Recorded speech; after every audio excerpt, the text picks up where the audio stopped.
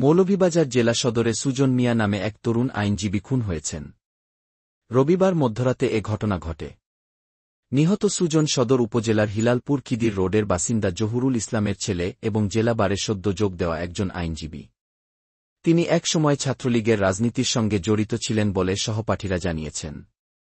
তবে কে বা কারা এবং কী কারণে তাকে হত্যা করেছে এ বিষয়ে নিশ্চিত কোনো তথ্য পাওয়া যায়নি। নিহত সুজন মিয়ার সুরতহাল রিপোর্ট তৈরি করেন মৌলভীবাজার সদর মডেল থানার উপপরিদর্শক এসআই শেখ শিবলু মিয়া। তিনি নিহতের গলার নিচে গভীর এবং অগভীর দুটি আঘাতের চিহ্ন রয়েছে। অজ্ঞাত ব্যক্তিরা তাকে ছুরিকাঘাতে হত্যা করেছে বলে প্রাথমিক ধারণা করা হচ্ছে। এই ঘটনায় এখন পর্যন্ত কোনো এজাহার পাওয়া যায়নি। পুলিশ ও প্রত্যক্ষদর্শীরা জানায়, রবিবার রাত আনুমানিক 11টায় আইনজীবী সুজন মিয়া পৌরসভার সামনে একটি দোকানে বসে ফুসকা খাচ্ছিলেন।